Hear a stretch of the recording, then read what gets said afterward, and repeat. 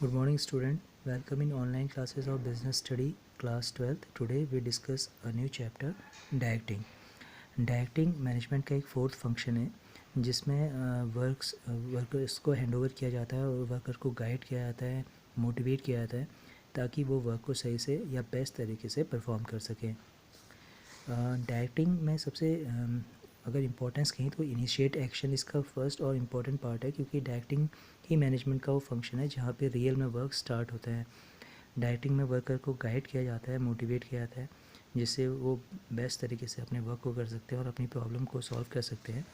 Directing के ज़रिए ही एक मैनेजमेंट और वर्कर का रिलेशनशिप बेटर होता है. नाउ एलिमेंट ऑफ डायरेक्टिंग की बात करें तो 4 एलिमेंट्स हैं: supervision, motivation, leadership and communication. Supervision जो फर्स्ट एलिमेंट है उसमें सिंपली सुपरविजन एक प्रोसेस है जहाँ पर सुपीरियर अपने सबऑर्डिनेट के वर्क को चेक करता है. इम्पॉर्टेंस इसका सबसे बेस्ट इम्पॉर्टेंस तो ये है कि वर्क को चेक किया जाता है, तो वर्क में अगर कोई मिस्टेक है तो उसको सॉल्व किया जाता है और इसमें डिसिप्लिन मेंटेन होते हैं.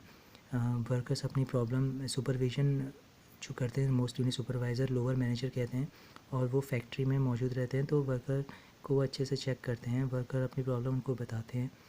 तो बेटर डिसिप्लिन और बेटर इन्वायरमेंट सुपरविजन के ज़रिए बिज़नेस में मेंटेन होता है. नाउ मोटिवेशन एलिमेंट में वर्कर को इनकरेज किया जाता है ताकि वो बेस्ट तरीके से अपने वर्क को कर सकें. और इसका इम्पोर्टेंस ये कि वर्कर अगर इनकरेज रहेगा तो बेस्ट तरीके से अपने वर्क को करेगा, रिसोर्सेज का बेटर यूटिलाइज़ करेगा और एब्सेंटीज़ जो मेजर प्रॉब्लम होती है वो नहीं रहेंगी. मोटिवेशन के लिए इब्राहिम मैस्लो ने मोटिवेशन की एक थ्योरी दी थी जिसे हम Ibrahim Maslow need hierarchy theory कहते हैं.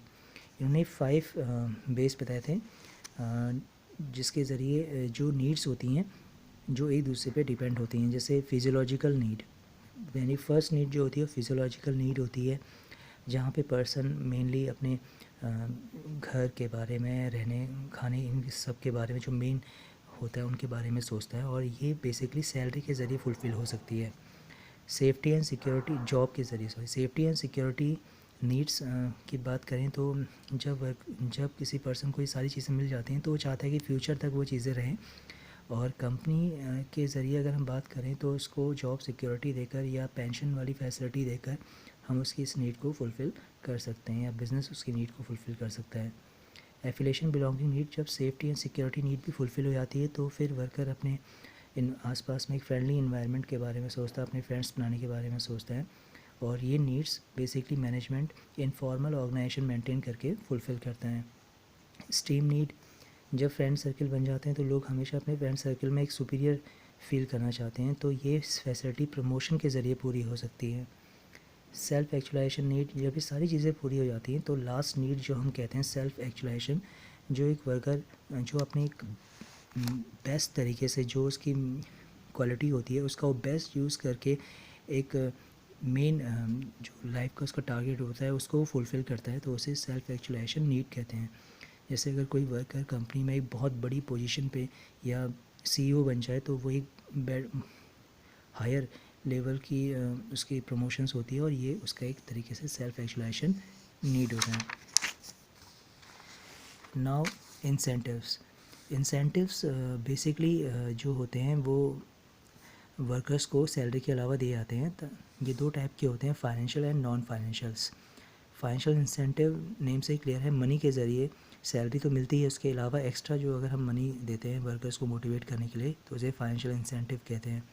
जैसे पे एंड अलाउंसेस, जैसे उसकी सैलरी को हर साल इंक्रीज़ करना, उसे अलाउंसेस देना, HRA अलाउंसेस, DNS अलाउंसेस, ये सारे वो अलाउंसेस कैश में उसे सैलरी के साथ इंक्लूड करके देना.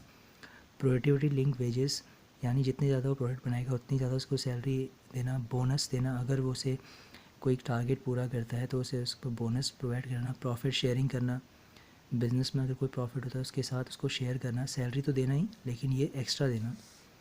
को पार्टनरशिप, उनको एक ऑफ़र देना कि वो कंपनी में पार्टनर्स बन सकते हैं, जैसे एम्प्लॉय स्टॉक ऑप्शंस प्लान होते हैं. रिटायरमेंट बेनिफिट्स, उन्हें पेंशन वगैरह की फैसिलिटी देना. प्रिक्वेस्टेस अलाउंसेस की तरह ही होते हैं, बस डिफरेंस ये है कि अलाउंसेस कैश में दिए जाते हैं और प्रिक्वेस्टेस कैश में ना होकर किसी और फॉर्म में होते हैं, जैसे उनको घर, कार, ये सब देना. लेकिन वो कहीं ना कहीं मनी में कन्वर्ट होते हैं, कैश इक्विवेलेंट होते हैं, इसलिए उन्हें फाइनेंशियल इंसेंटिव में रखा जाता है। नाउ नॉन फाइनेंशियल इंसेंटिव ऐसे इंसेंटिव जो कैश में ना दे, मतलब मनी में ना देकर किसी और फॉर्म में दिए जाते हैं, जैसे स्टेटस, उसे हायर पोजीशन देना, ऑर्गेनाइजेशन क्लाइमेट, बिजनेस जहाँ पे वो काम कर रहा है वहाँ पे उसे अच्छा इन्वायरमेंट देना, करियर एडवांसमेंट, उसे अपॉर्चुनिटी देना ताकि वो अपने करियर को और आगे बढ़ा सके, जॉब इनरिचमेंट, उसे न्यू न्यू जॉब्स देते रहना ताकि वो बोरियत ना हो उसे, एम्प्लॉय रिकॉग्निशन, उसको प्राइज़ वगैरह देना, उसको रिकॉग्नाइज़ करना, गिफ्ट देना ताकि जिससे पता चल सके हाँ उसने अच्छा काम करा है, जॉब सिक्योरिटी देना, उसे जल्दी टर्मिनेट नहीं करना, उसे सिक्योरिटी देना कि भाई वो 10-15 साल तक वहाँ काम कर सके, एम्प्लॉय पार्टिसिपेशन, उसे मीटिंग में उनको बुलाना, उनसे एडवाइस लेना, एम्प्लॉय एम्पावरमेंट, उनको फ्रीडम देना ताकि वो अपनी मर्ज़ी से अपनी मर्ज़ी से बिज़नेस में काम कर सके, उन्हें इंटरफेयर ना करना। तो ये कुछ ऐसे इंसेंटिव्स हैं जो वर्कर्स को दिए जाते हैं मोटिवेट करने के लिए। आई होप आज के लिए ये जो टॉपिक हमने डिस्कस किया वो आपको समझ में आया होगा। That's it for today, thanks for watching.